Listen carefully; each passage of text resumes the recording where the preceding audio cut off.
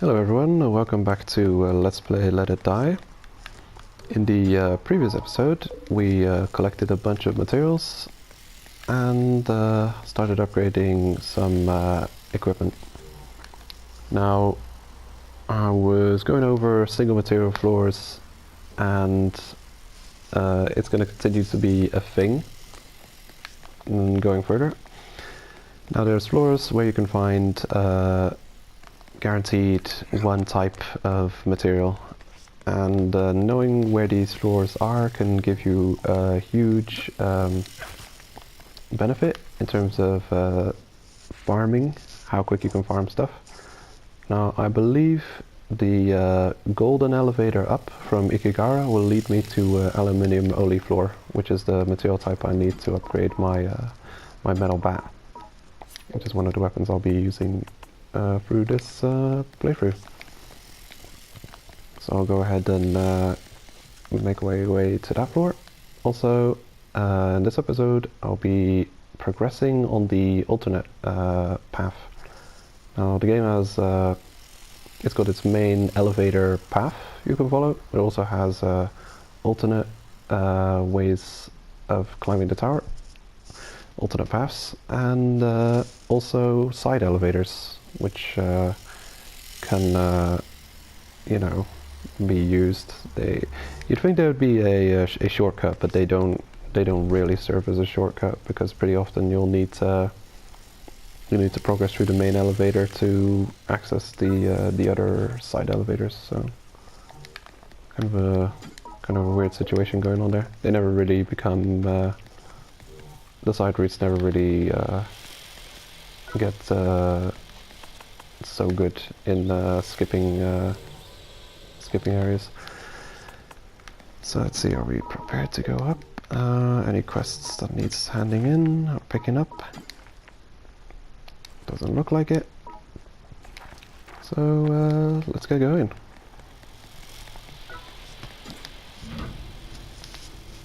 I'll take the escalator up, which costs no kill coins. It'll cost 120 kill coins if I take the elevator up to the first floor. But it will drop me off at the end of the floor, so depending on where you need to go, if you don't want to drop in a couple of kill coins, it might be quicker to take the elevator up. Hold on, I can level up, but I don't care, because it's dex, and I'm not really that worried about I'm not using a lot of ranged weapons, so I'm not gonna worry about leveling up. But it's good to know I can level up. And hello, this is a new type of weapon I haven't got mastery on yet.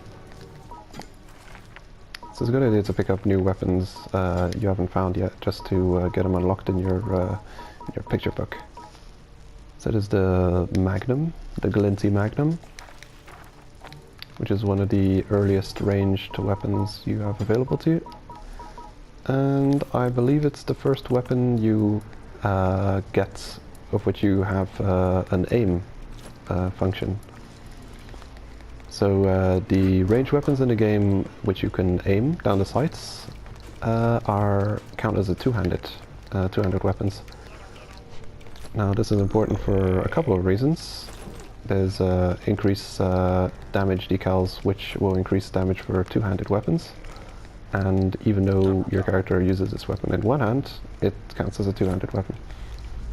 So the L2 button will be aiming, and the R2 will be shooting with this gun. Now, I was still on a quest to defeat 10 enemies in a row using the buzzsaw, so I'm gonna not shoot these guys in the head. Okay, finally get this quest completed. I've been failing on, seriously. Okay, there's our quest done. Now I can start using the gun. Oh, hold on. Hey, how did I run past this so many times? I'm gonna check it out. Another collectible. Yotsuyama Bionics.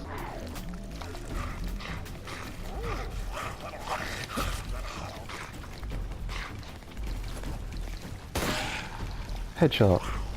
You do bonus damage for headshots in the game. It'll let you know if you got a headshot.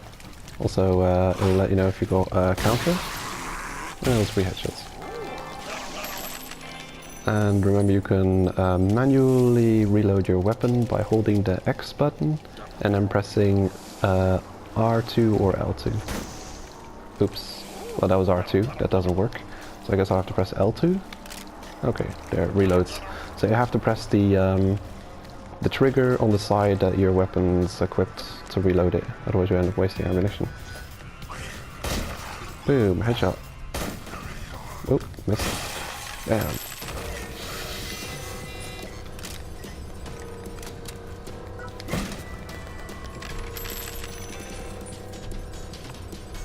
Okay, so when you've got a two-handed weapon in one of your weapon slots, you're equipping it. The weapon in the alternate hand it'll be highlighted. Well, it won't be highlighted, but it'll be elevated. As you can see, weapons you're selected elevate in their icons. But if you've got a two-handed weapon equipped, it'll be highlighted, and your other weapon won't be active. Now, if you swap back from a two-handed weapon to your other side, your other hand, with the one-handed weapons, the hand where you have the two-handed weapon in will become a melee, unarmed weapon, and this can be a pretty handy tool. Knowing this information is when you equipped, like we have in this case, 3 weapons in the left hand, 3 weapons in the right hand. If you want to punch things, if you've got like these barrels, we can break them with our weapon, but that'll do weapon durability damage. So we can use our unarmed to break this if we've got two-handed weapons equipped.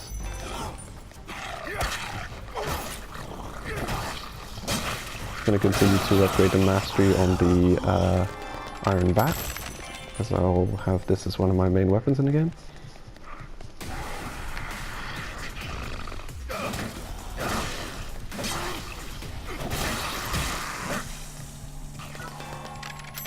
Plus 1 knuckles, I'll take those.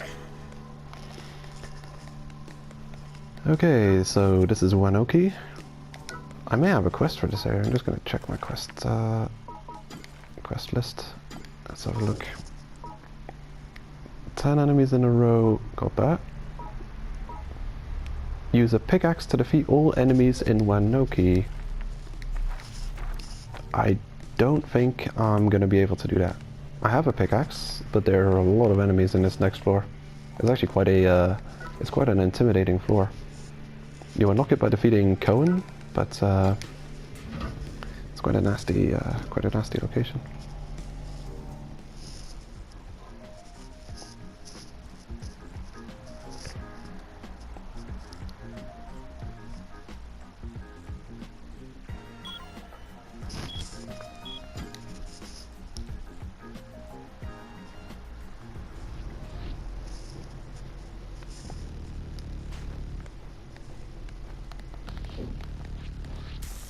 Okay, I often look to this spot for a mushroom. There is often one spawning right next to the escalator down. Also here. You can tell spots where mushrooms often spawn by the fungus all around the wall and on the floor. So this floor is going to be quite beneficial to us because it's an aluminium only floor. So that's Wanoki. The gold elevator up from floor 1. Floor 2 Wanoki is only aluminium. So I have no idea if we'll be able to do this quest. The reason I'm skeptical is because we have a very broken weapon with relatively low mastery, because we haven't used the pickaxe very often. We're not... Well, look, we just upped the mastery to increase its attack, but it still has a ways to go.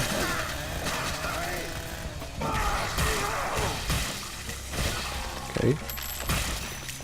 I mean, I don't know how many pints of blood you contain, but it seems like you lost all of it right there.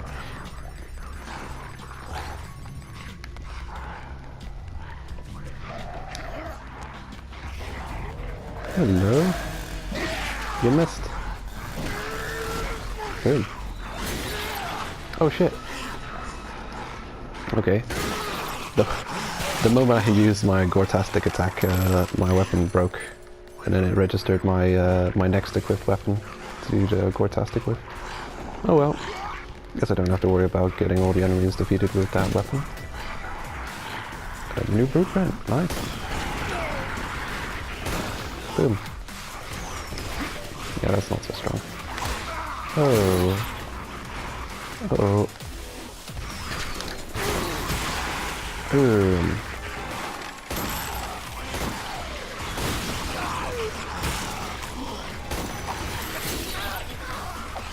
Oh boy, I might die here. Or not.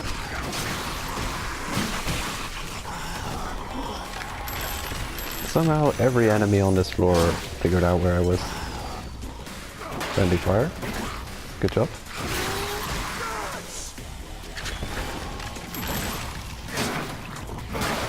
Drunk. You can see a flash of blue around your character when you fill up another rage gauge. Okay, pick this up. I might actually let this fighter die on this floor to show you guys what the consequences are for dying. I don't think we've died yet. I'll continue to pick up resources while we're at it though. Okay, now this is something interesting. This is a vending machine, and there's a chance of kill coins or enemies to be in it. It's kind of a gamble. It's an enemy. When it's enemies, it's always a negative, because they won't drop any kill coins on defeat.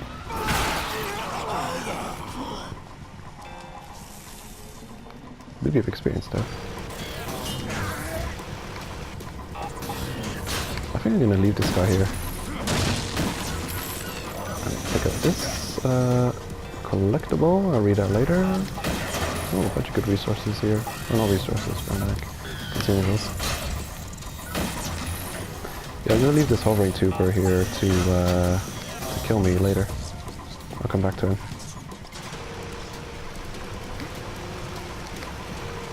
Do I need armor? I actually do need armor. Yeah, might drop some of my weapons and pick up this armor instead. Any more combat pickaxes? Nice. These hovering tubers do a ton of damage.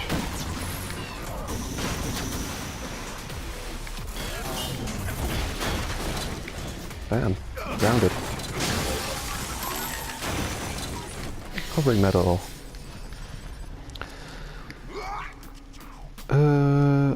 Okay. Is that? No, that's a mushroom.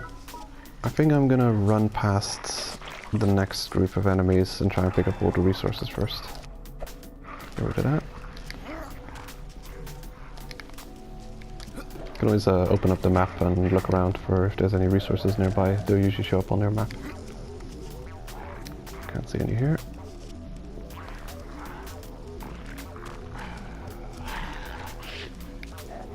You usually get a drop on this screen up here. Whoop.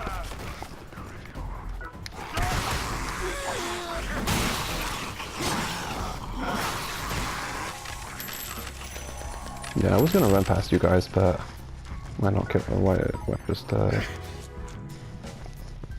okay, what resources I'm looking for.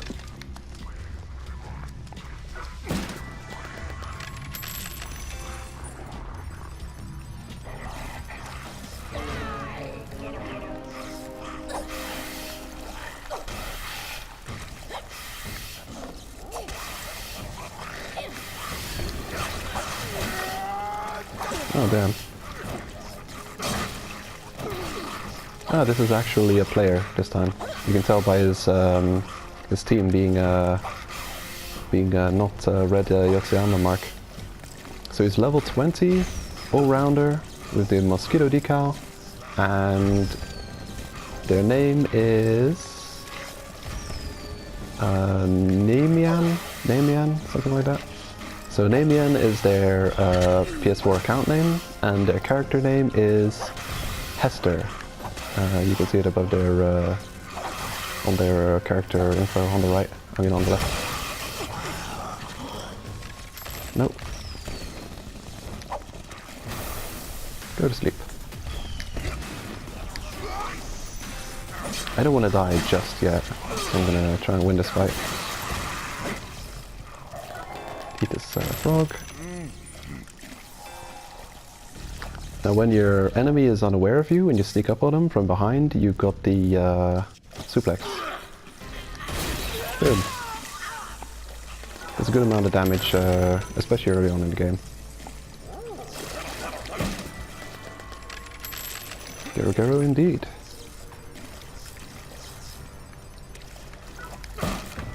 Another valuable chest here. I'm going to clear out this entire floor before suiciding. Oh, don't you dare.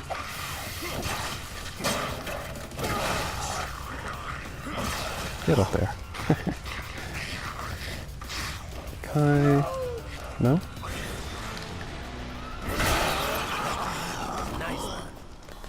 Home run.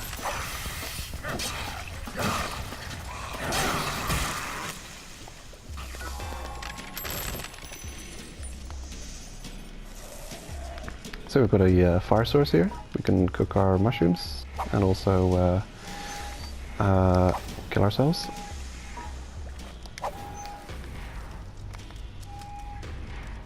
Just gonna pick up all the rest of the resources that are lying around first.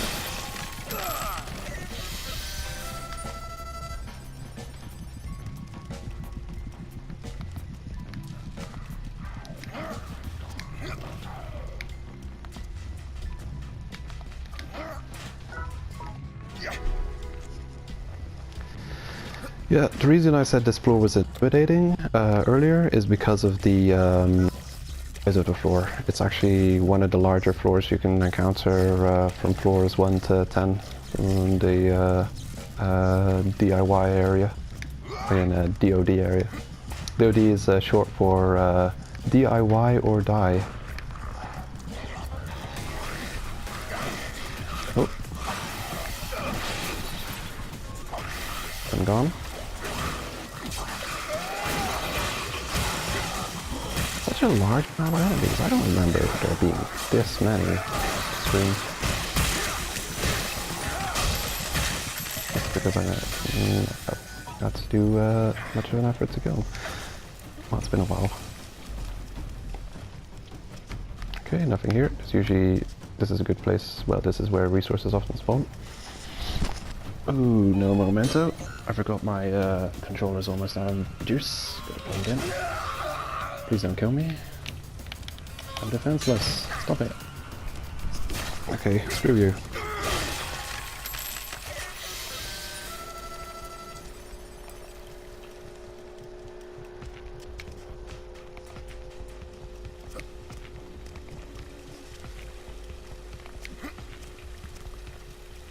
Okay, I believe we've completely explored this floor.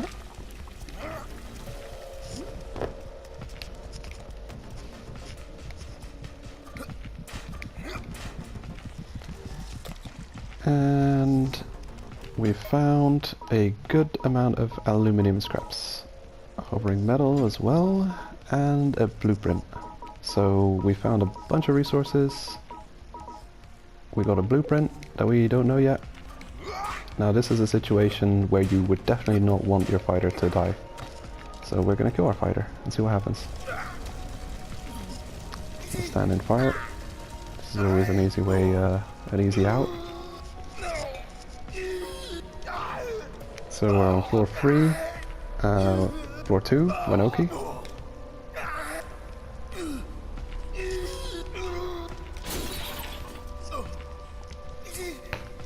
There goes the armor.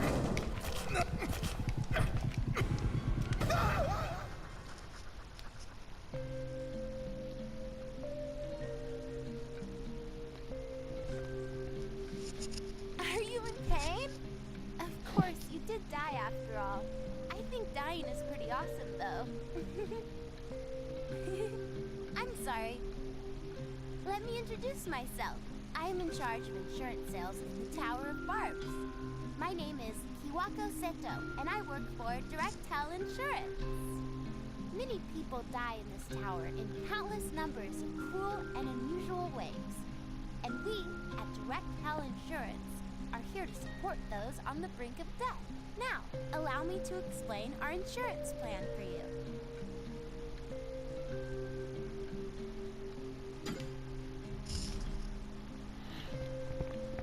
Greetings from Direct Hell. Direct Hell's Death Insurance. The dead's most trusted insurance plan. Just got lots of rare stuff. Surprise shanking. Just got to new areas. Ooh, unexpected beating. That cruel and heartless game over. Introducing Direct Hell's satisfaction guaranteed continue insurance. But wait. Instant coverage, satisfaction guaranteed, complete support. Okay. Revive just as soon as you sign up. Your beloved items will be just as you left them. Return from the pit of hell all you want. You know. Continue insurance free guarantees. Okay. Direct Hell's Death Insurance, Special Tower of Barbs price, 1 death metal, super affordable.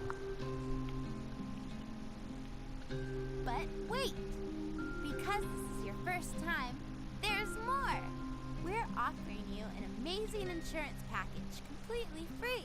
Now then, let's bring you back to life, shall we?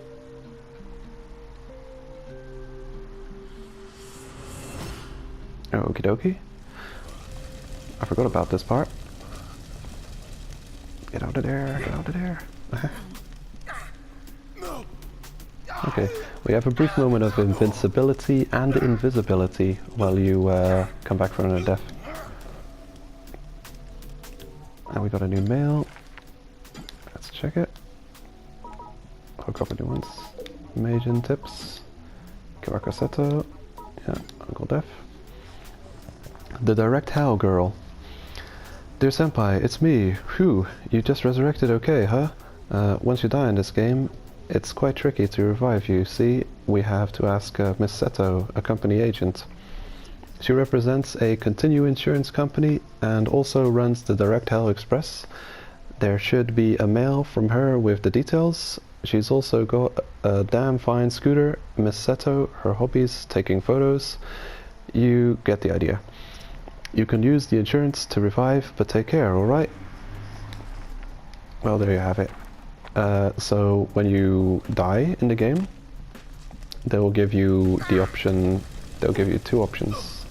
Well, this first one was for free, so I didn't really get to show off what I wanted to show off, but I'll set that up now. I'll die again, so I can show everyone what happens if you die.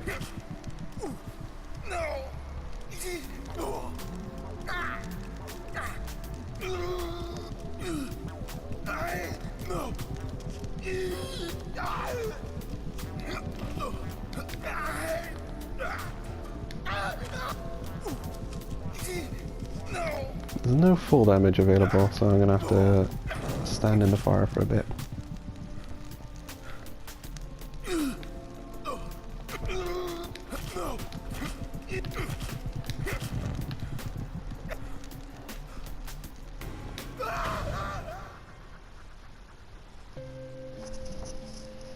Welcome back. So what do you think about our insurance offer now? Okay, so this is the screen you'll see when you die, usually in the game. So if you have death medals, you can choose yes to spend 1 death medal and recover from death. You can do this as often as you want, depending on how many death medals you have available.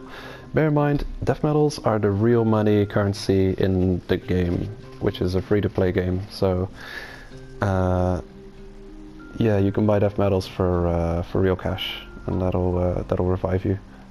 If you're playing for free, if you're not spending money on the game, I'd very highly recommend against using this, because there are other ways of recovering your fighter which don't require death medals, which are very important to upgrade your storage space. So I'd always choose the option no, because recovering your fighter is manageable. It's not too difficult.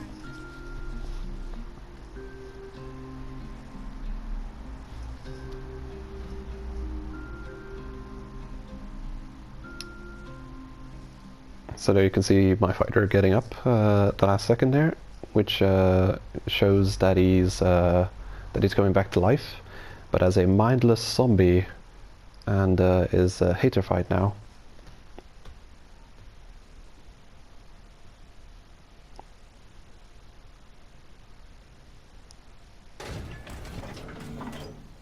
Okay, so when you die in the game and you don't choose to resurrect using a death metal, which I would recommend against, because you need the death metal to increase your bank. You get sent back to the fighter freezer, where you can select another fighter, and this is a reason it's important to have a couple of leveled up fighters ready to go for if you die, so you don't have to like start from scratch.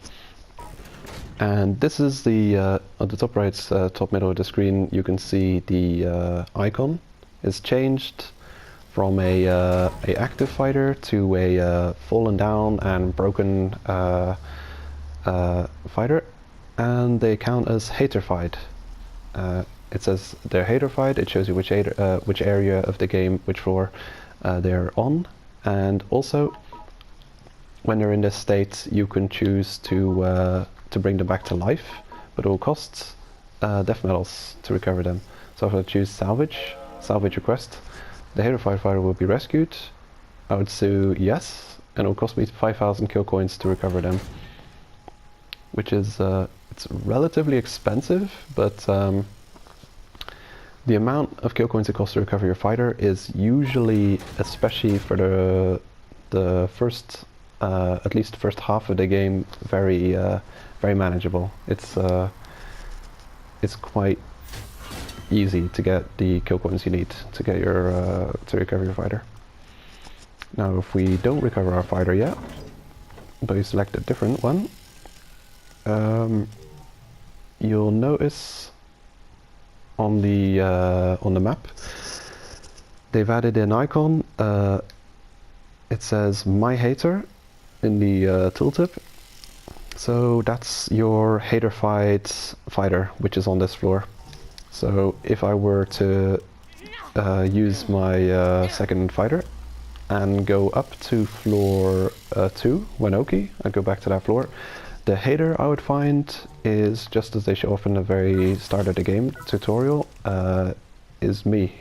So I'll come across my own fighter if I go to Wanoki, and if I take him out there, I'll recover the fighter, but all of his equipment, all of his resources, everything in his death bag will be lost.